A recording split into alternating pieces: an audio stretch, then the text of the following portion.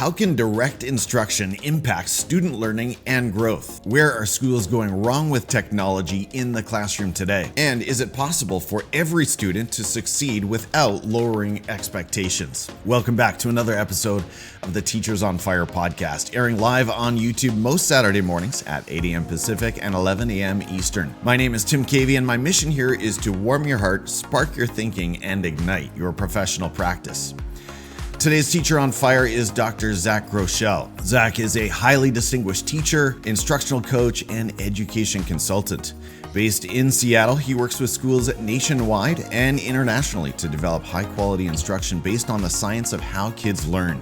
Zach is the author of Just Tell Them, The Power of Explanations and Explicit Teaching, and he hosts a podcast, Progressively Incorrect. You can connect with Zach on LinkedIn, on X at Mr. Zach G, and at his website, educationrickshaw.com.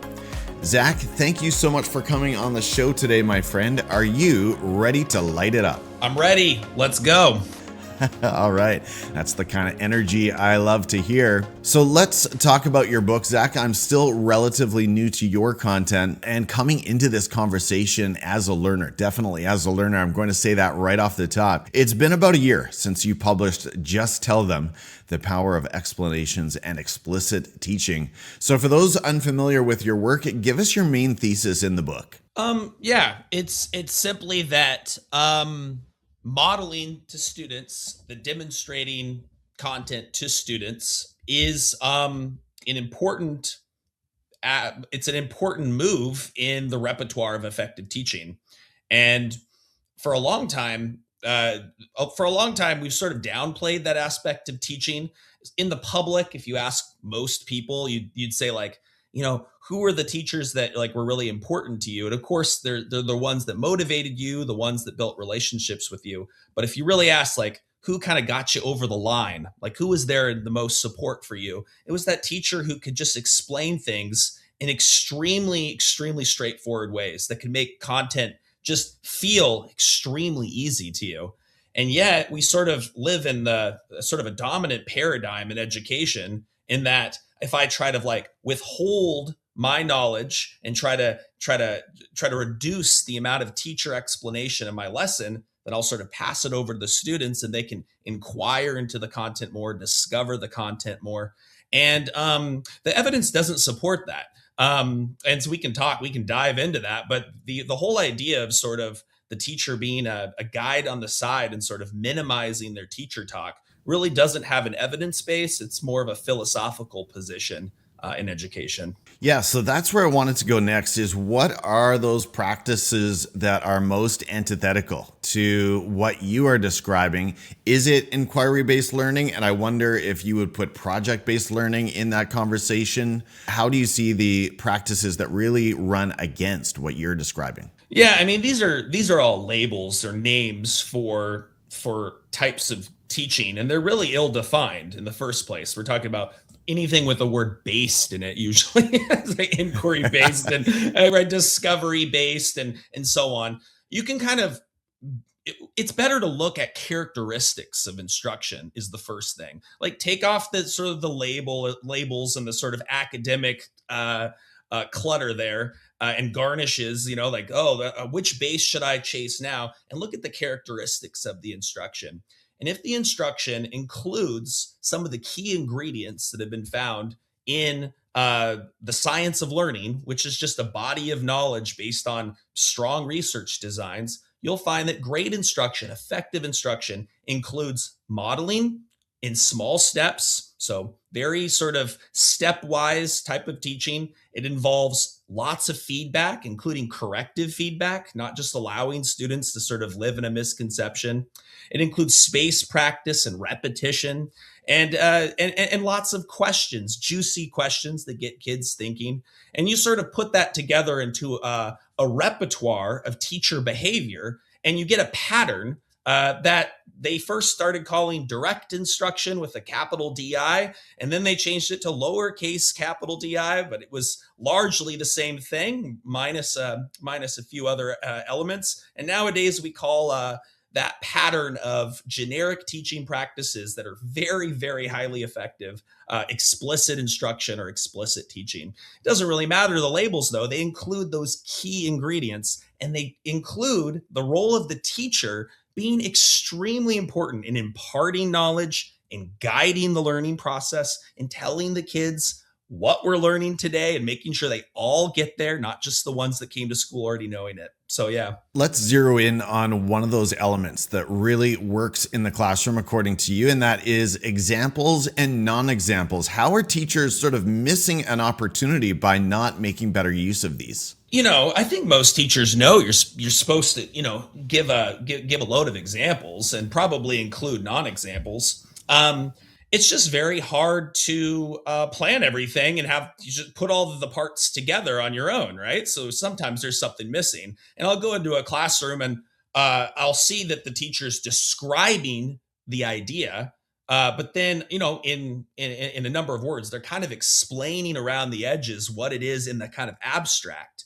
I think of actually, if we relate this to teacher training, it's the same thing they do in a lot of PDs. They go, this is that, right? And you go, actually, I'd prefer if you stood up there and you modeled it for me so I could have an example of what you're talking about, right? And so examples just illuminate specific cases of what it is and what it is not. And so when teachers are planning, it's an extra step that's just absolutely necessary, which is to write down what examples and non-examples you're planning to use. Now, some examples are so juicy and perfect. They're sort of analogies that clearly illustrate what it is. Those teachers can kind of create an example bank for and use them in their PLCs, use them to, every year, because they really get at the root of what that thing is. I think of like what, when the teacher used the analogy of balancing the equation with the equality rule, I saw, that kind of balancing metaphor kind of, stuck for me. So we're trying to find examples that really stick, but also edge cases and non-examples that clearly tell you this is not that thing. Let me model, because I'm just now describing and I'm not using my own practice. So let me model what I'm talking about, right? Let's say I have the word examine, and I'm teaching the kids how to say the word examine. So I say, class, say the word. They say examine, and I go, examine means to look at carefully. Now listen to these sentences and tell me, is this examine or is this not examine? Billy looked carefully into his microscope at his plant. Examine or not examine? The kids say examine. And I go, okay, non-example, but I don't say that. I want to test them without doing that. So I'll say, Sarah listened to the birds while she was walking down the street. Did she examine or not examine?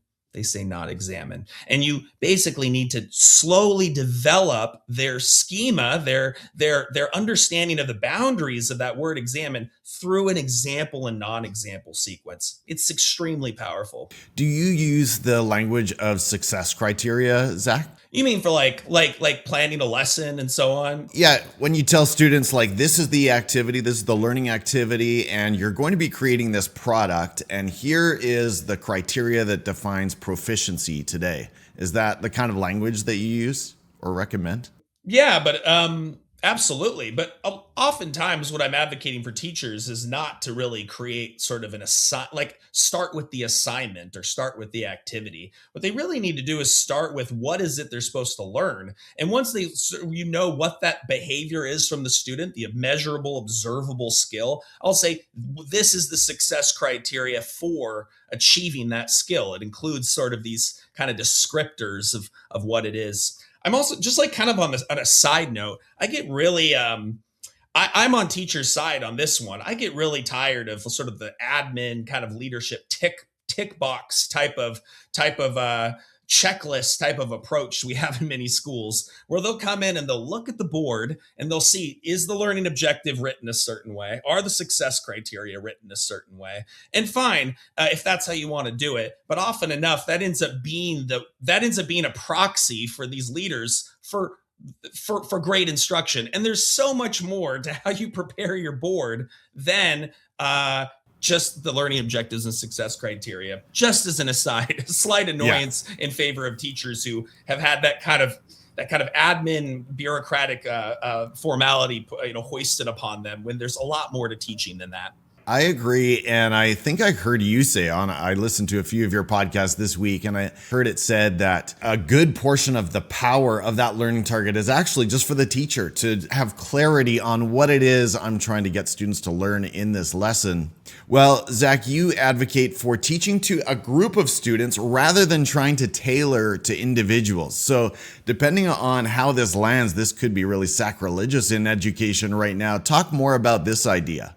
Yeah, well, it's interesting because there's a lot of different models of teaching, right? And some, so you can go into there's sort of personalized computer-based learning. That's sort of a separate thing, right? There's also like homogeneous grouping where you placement test kids into groups, and that's another thing. But in general, most teachers in traditional schooling and in classrooms have to teach a group of 30 students who are heterogeneous, and there's no real way around that. Within their power, they can try different schemes and this and that, but in general they have 30 kids. And so what ends up happening is sort of a 30 kid problem.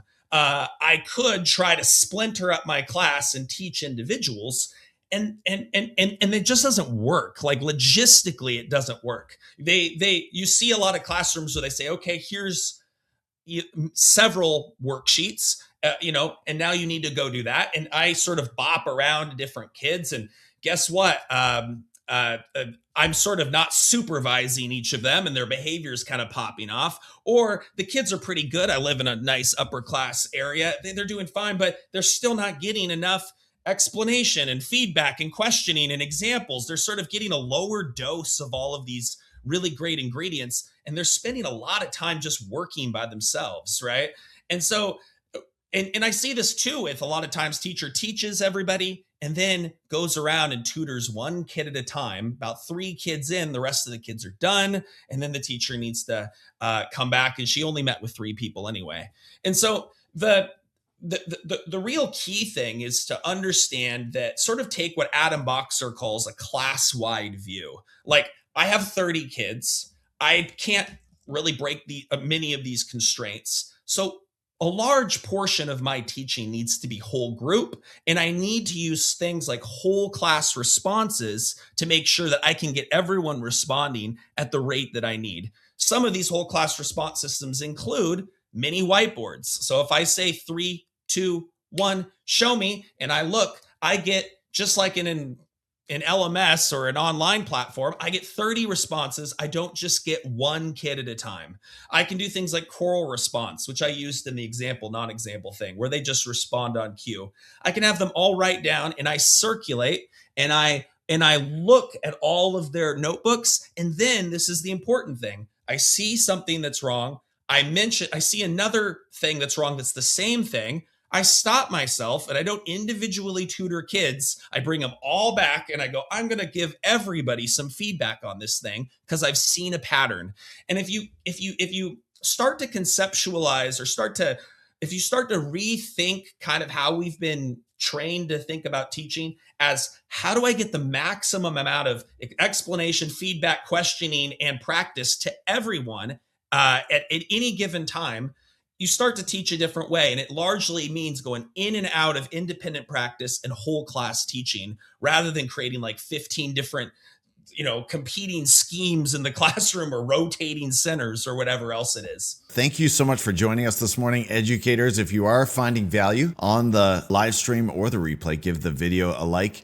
I want to come back to this idea about talking, Zach, and really zero in on this. So I've been on board with this idea that whoever is doing the talking is doing the learning.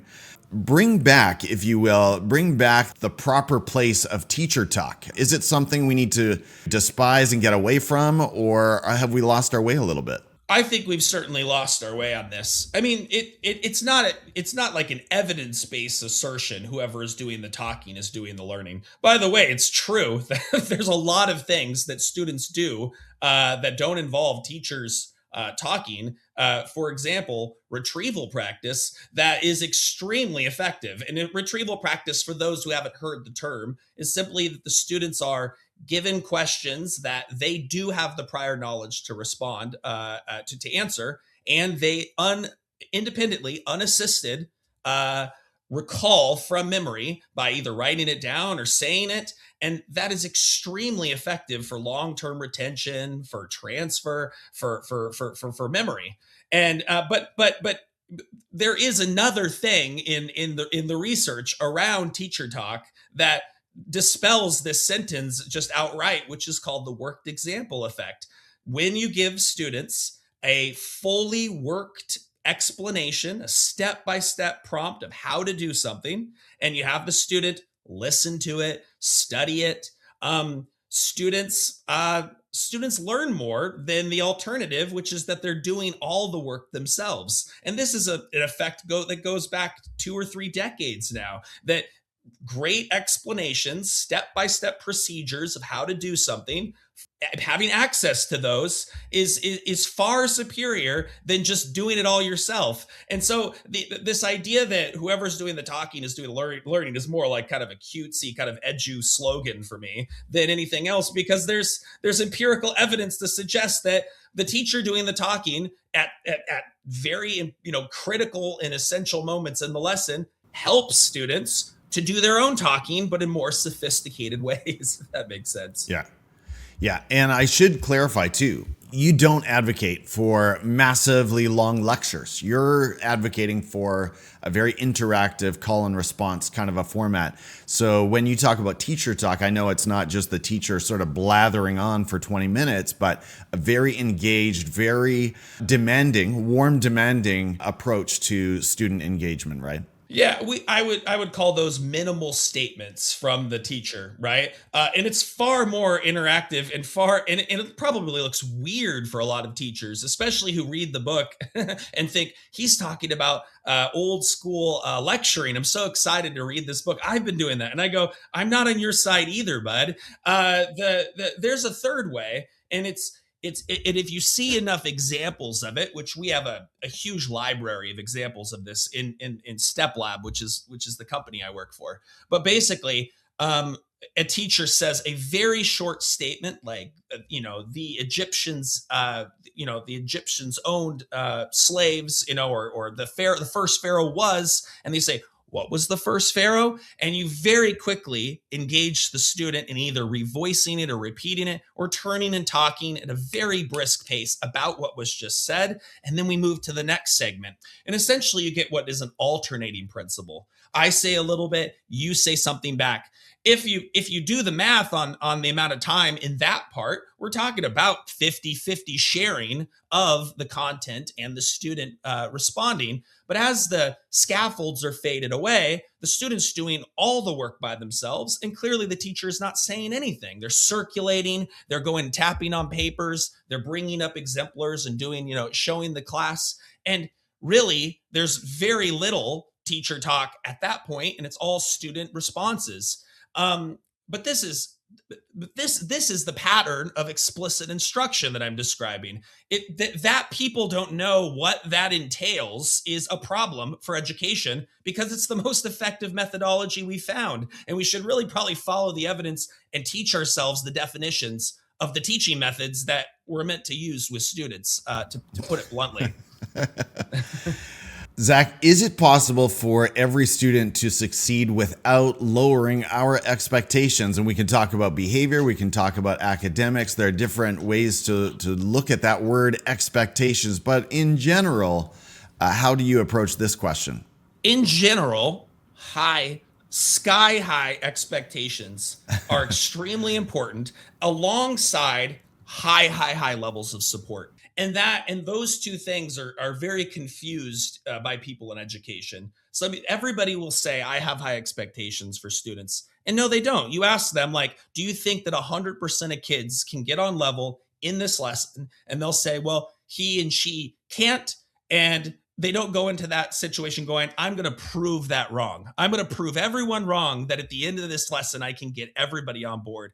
I do that kind of Michael Jordan, like self-talk all the time when I'm teaching, where I'm like telling myself lies about the whole class in order to trick myself into just having the highest levels of expectations. But what comes next is high levels of support. And that means explicit instruction. If you say, I believe in all these children, and then you give them tasks for which they cannot succeed in, you have high expectations in your heart, and your instruction itself, it isn't providing the support that can get kids up to the top of the mountain. There is a thing to really say, though, is there are needs that students have as they go down this path of their education, in which they may need to be in a separate group so that they can learn stuff that, fill gaps that they haven't learned in the past. Math is a great example because it's so hierarchical, in which at some point in time, some kids, if we're talking about heterogeneous grouping so far, some kids are really 4 or 5 grade levels below everybody else, and they need to learn their math facts. They need to learn very basic sort of counting strategies. I worked with those students. And so we're not lowering our expectations by saying you need a double dose of math somewhere, and that is going to include an element of homogeneous grouping with an interventionist who has the sickest tools. So I don't believe that's considered lowering expectations. That's designing interventions to get all kids up to level as quickly as possible. Yeah, just being more strategic with our supports, right? Right along with high expectations, I want to come back to the idea of classroom management. And I know this is also close to your heart. I'm thinking about what you're advocating for. The teacher is really directing the flow of activity. They are closely managing, I don't know if controlling is a word that you would use, the learning environment. They're doing a lot of call and response. So in that, there needs to be maximal attention, and there needs to be proper protocols in place. So talk about the importance of effective classroom management. What does that look like, and how do we get there? Yeah, I mean, I've worked largely in schools that had a lot of sort of disadvantaged populations, kids that just come from the other side of the tracks. They struggle. They struggle with their behavior. They're not used to sort of these predictable sort of routines in social public settings when they come in, and maybe they've lost a lot of time in school as well for different reasons. And they come into our care, and we still have to teach them, right? And not only that, we have to teach them better than any other school in the area, because that's what we owe them, right? We owe them the right to be able to catch up to their more affluent peers. And so part of that includes being able to manage the school so that we create an environment that looks, at the end of the day, and feels from the student perspective exactly the same as they would have if they went to a school in which everyone came in like Hermione Granger and was already, who was already behaving, like a student. And so this involves very, very clear routine building at the beginning of the year. And it involves adults that, quite frankly, work together at levels, like as a team, in ways that in many teaching cultures, that's just not really supported. It means we all have to be in the same place at the same time, out in the hallways in middle school and high school. And when it comes to elementary school, at the right place, monitoring the place we've been assigned, picking kids up at very deliberate times, and doing some of the exact same teaching moves when it comes to behavior. The controlled entry into the classroom, starting on time, teaching bell to bell, exiting the students in a calm way so they don't just burst out of the classroom and shove into the hallways, narrating positive things while they're in the hallways. And that feels hard to some teachers, because they've been like, my autonomy is important. And for those people, I would say there are other schools I think that you should work at than this one. This school here is elite, and my expectations are here for everyone in this building. We all have to work together. And you know what? We can figure out if someone needs to use the bathroom just once during one of these times. We can cover for each other. But quite frankly, we need to work together to use the systematic routines we put in place, and we need to hold children to it, because they deserve it. They deserve adults that show up like that for them. I want to zero in on something you said there about starting on time. And let's talk about maybe middle to high school. This is going to look a little bit different in the primary levels, but there's such a win, wouldn't you agree, to that teacher who has set up Maybe they've connected to their projector, they've put things in place, they've arranged their lesson just so, and maybe they are able to greet students as they come into the room. The difference between that experience and the teacher who is scrambling to get things in place as the bell has already gone and students are already in the room. I mean, those 5 minutes, would you not agree they can set the tone for the entire block? Absolutely, right?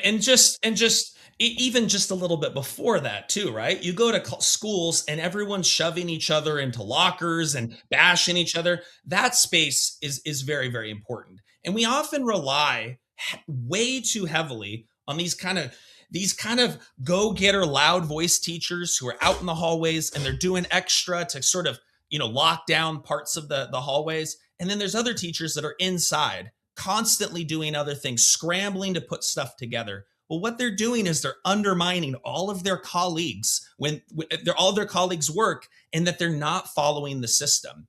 Okay, there's a kid who's crying in my classroom. I feel a lot of empathy. Let's get myself to be covered. I'm an adult. I can go out into the hallway and get someone to cover me. I can say to the child, sit right here. I need to go for 3 minutes and be in the hallway, and I will be right back. You can very easily, because in many schools, I have observed this, you can very easily take care of all of your needs and all of your lessons and meet kids where they need to be when it comes to the whole school-wide implementation of behavior. If you don't do that, if you can't get up every day, put your tennis shoes on and really put your whole effort into the behavior there, the kids are going to have an unpredictable, sort of messy experience. They're going to find loopholes and excuses that's going to allow bad behavior to come back. And you're going to be in a school where you wouldn't send your own child. So it's very, very important to me that you show up for that responsibility when it comes to behavior. Teachers, if you're enjoying this conversation, make sure you are subscribed to Teachers on Fire wherever you are catching us this morning. Zach, let's talk about technology. How are schools getting it wrong with technology today?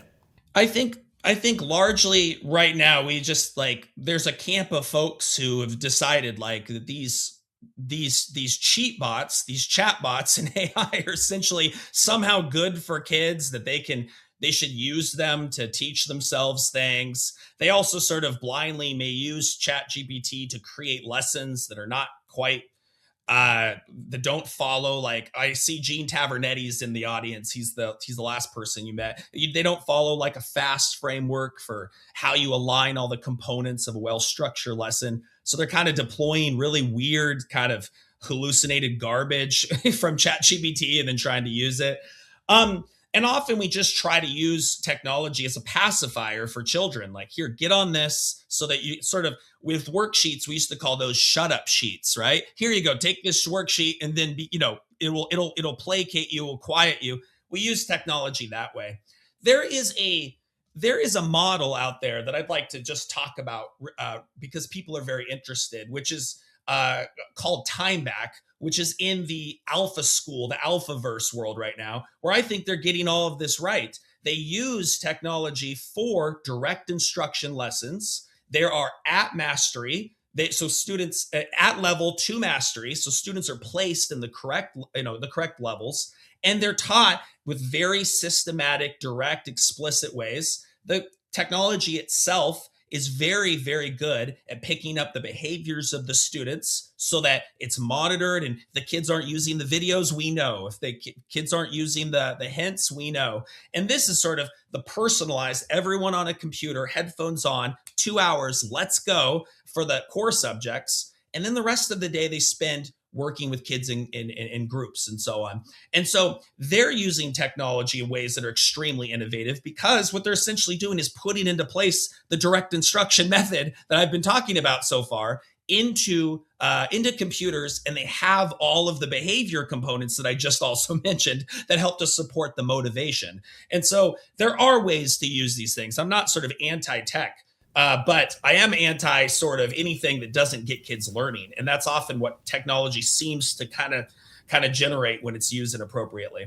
Well, that's where I sort of expected you to go too. And I spoke with one of my recent guests about some of the popular quiz games, Kahoot, Blookit, Gimkit, and the like that teachers use commonly. And her point was that, hey, these games, yes, they create some engagement, but the depth of learning is not very high if there's any learning happening there at all. So I wonder, do you think in general we've done too much in the last 10 years to sort of, in the name of engagement, connect with kids, but maybe we are losing some quality and depth of learning in the process? Absolutely. I mean, a lot of times the first question whoever's planning the lesson asks is, will this be fun for kids, or what will be fun for kids? And it's just like, what will kids enjoy? What's a good experience for them? And it's probably the worst place to start, even though the question is ultimately something you want answered by how you design your lesson. The first thing you want to start with is, what are they going to be able to do at the end of this lesson, right? And you start by naming and describing that very specific measurable behavior. And that thing they can do at the end, my friends, is going to be this big. They cannot do an entire standard in a lesson. The standard needs to be unpacked and broken down into smaller, atomized lessons. And at the end of because what will happen is you give them too much in your presentation, and they can't deploy all of that, and they get overloaded. It has to be this big. And so you design with that in mind. Then what are my models? What's my guided practice? What's my independent practice? How am I going to check for understanding? What are my examples and non-examples? You plan out your lesson like this, you build it out. And then as you're looking at the content, you go, what humor naturally surfaces from this? What are some of the sort of salient experiences that will help boost this? And a lot of times, how am I gonna show like that I care about this in a way that's going to get them, it's going to rub off on them, that's going to motivate them. And as you develop your lesson, you do keep the student's experience in mind in terms of their enjoyment and so on, but you're not designing with that as the first step in your planning process. That comes out naturally through how you design the content and how you deliver it. So yeah, I think a lot of times with technology, we take something like Kahoot or whatever. It's great for retrieval practice, by the way. It is great for recall of past information. But what do kids remember from it? They remember the game. They remember the sort of competition. The music is playing, so it's kind of distracting them. And what they're doing is just looking for speed. And I would think that a lot of teachers have used that so much as a crutch, they couldn't actually replicate the important part without it. And you can easily say to students, I have a quiz that's on your desk. We're going to go ahead and silent solo on the piece of paper, retrieve everything you know about that topic. 3, 2, 1, go. And all the kids go ahead and basically do just a paper-based Kahoot, and you would get the same thing, but except maybe you take away a layer of the game, and you could pause it and be able to give more feedback to students. And you might be able to illuminate sort of the edges of each of those questions through class discussion. Kahoot ends up being this game for students, and that's what they're thinking about, and they're not thinking about the content anymore. So yeah, that's my thought. That's my worry sometimes. And to be fair, to be clear, and so that I'm not misquoted elsewhere, I'm not calling for throwing these games out completely. I think there's still a place in the classroom, especially the middle school classroom that I'm quite familiar with. I think there's still a place for fun. But I do think it's possible to sort of overvalue the learning quality or the learning value that these platforms can bring. We have a guest, a viewer. Back to Mrs. Haven, 5th grade science. She says, I've used Blookit as a way for students to brain dump. That's what you were talking about, right, Zach? And create their own quizzes for each other. I offer a checklist of learned items that the students need to retrieve, include in their quiz. Yeah, go ahead. Yeah, and Mrs. Haven, who's my good friend, is my friend here.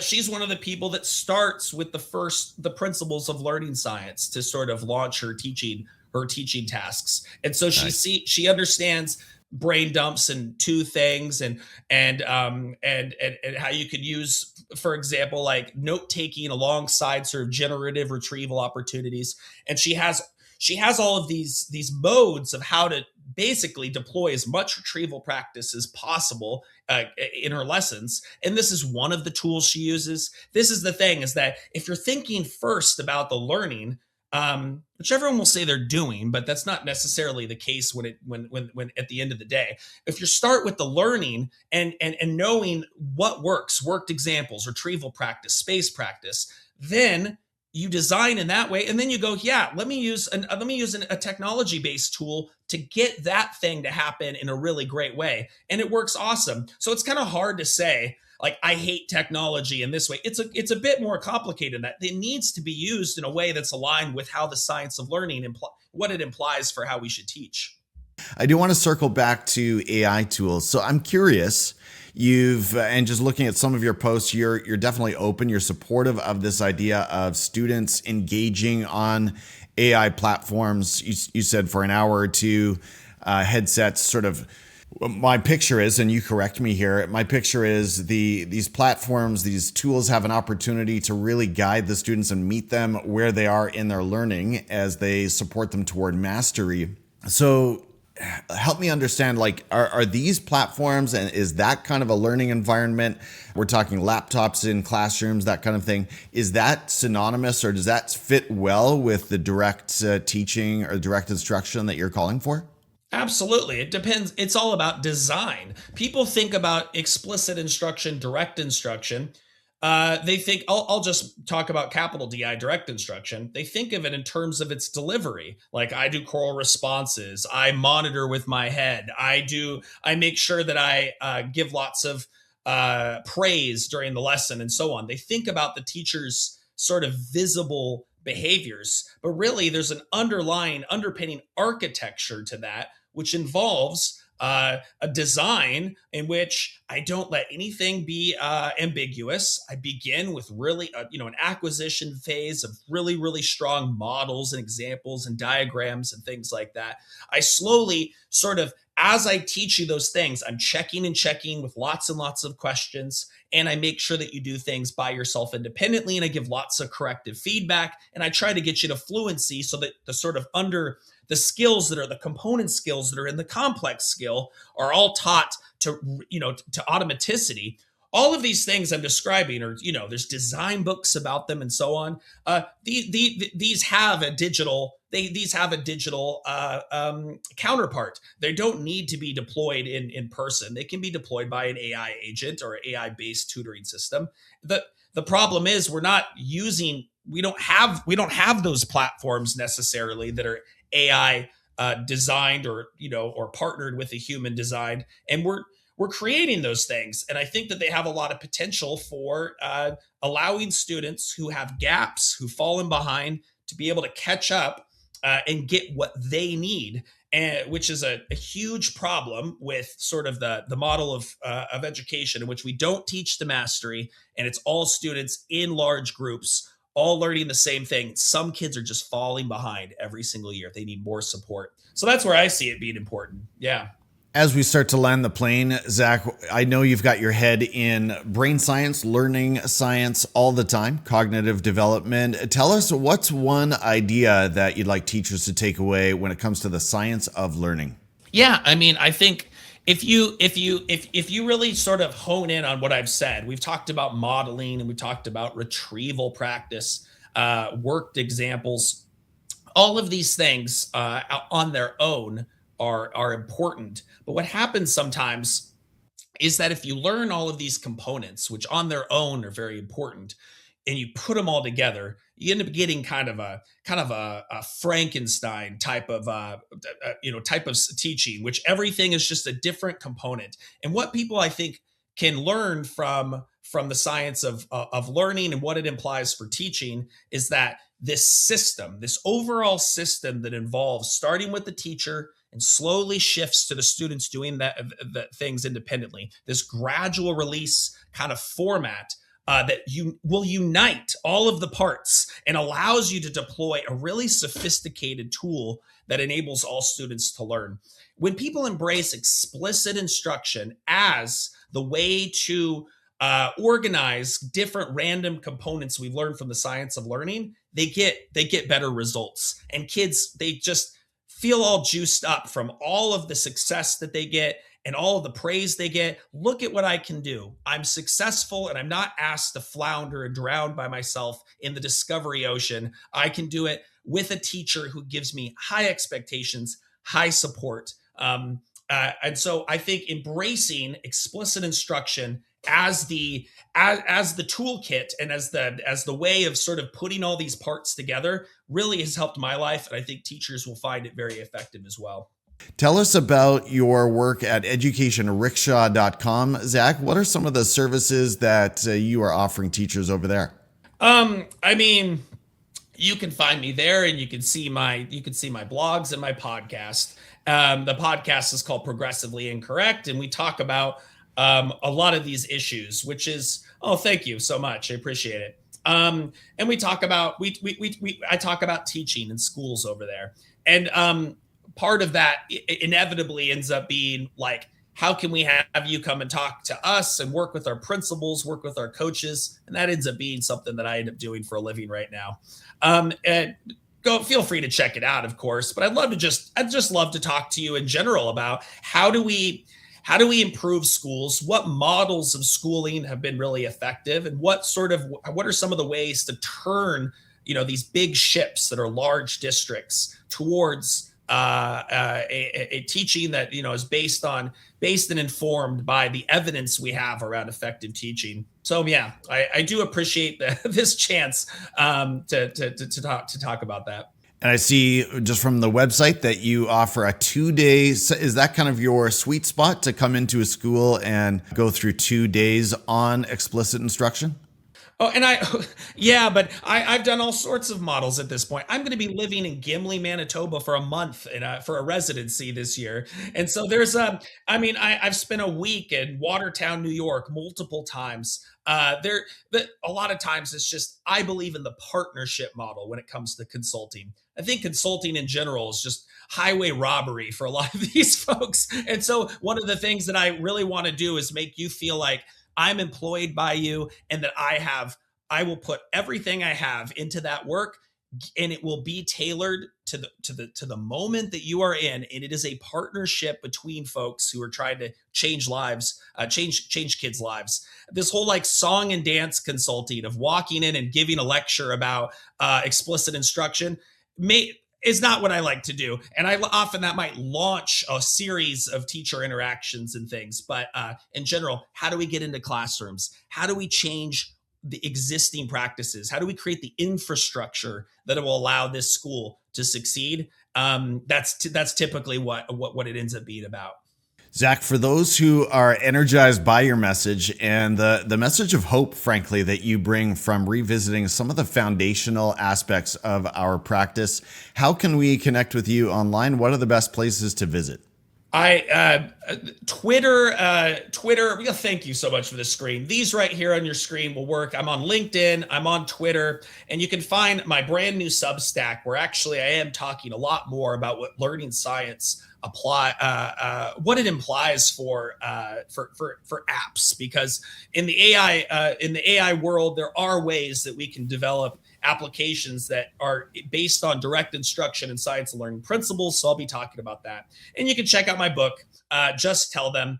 It's been a #1 book on Amazon multiple times, and I just really appreciate that being a way of people having a conversation with me. Check out that book. It's about this thick, Tim, so people can read it in a day if they need to.